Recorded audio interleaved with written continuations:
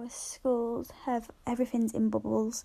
So we're a 2-form school, so which means that there's like 2 classes for each year, but each of those classes are separate, which means that they don't really mix at all. You know, at lunch times they're on opposite sides of the dinner hall. At break times they're on opposite sides of the playground, and there's like little barriers that they can't go past, like a line, to make sure that they're separated. Most break times and dinner times are staggered, so year groups don't mix, as well as pick up and drop off of the children at the start and the end of the day. So basically the classes are very much isolated within their own class, in their bubble. So as well as like keeping the children, you know, in their bubble and safe, there's a lot of like sanitizing going on. Everything's wiped down, the tables are wiped down between like breaks and lunchtime. Children are constantly sanitizing and washing their hands, if you know, like before they go outside for break, once they come back in, you know, all that type of thing. And very much so, like if we see like anything like where they sneeze and stuff, you know, go wash your hands, and just kind of educating them on having to like stay in their own personal space. They have been quite effective, I feel. We've been quite lucky as a class because we've not had anyone isolating yet, touch wood. But other bubbles and other classes haven't been as lucky. But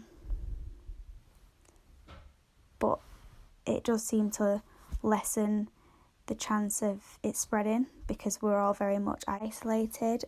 Like even the staff, so Key Stage 2 is all upstairs, Key Stage 1 is downstairs, so we have separate staff rooms, and so the Key Stage 2 staff and Key Stage 1 staff barely ever really mix. We just don't see each other.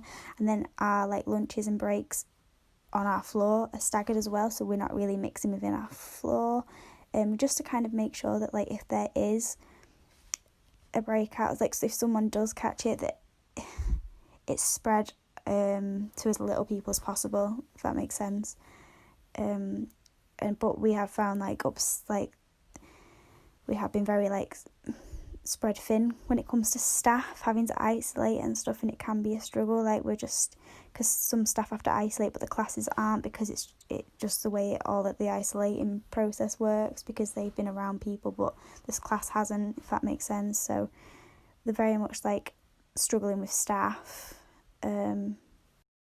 which obviously like isn't the best, running a well-run classroom. But then also we've had to have online learning as well when classes have shut, which I think has gone pretty well, to be honest, but I'm not too sure because I've not been part of that.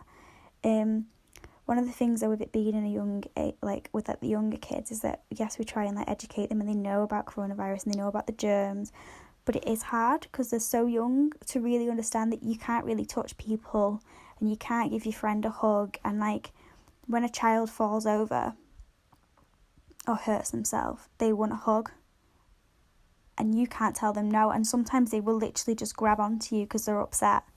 Like you'll get them up off the floor and they'll just like put their arms around you, and you can't tell them no because how can you explain to an upset child that they're not supposed to hug you? Do you know what I mean? Like they're upset, they're in distress, there's not really anything you can do. So that's quite hard because you're worried about the germs, and but at the same time you've got to look out for the child. So they're just at a very young age where you just can't, it's just hard for them to distance.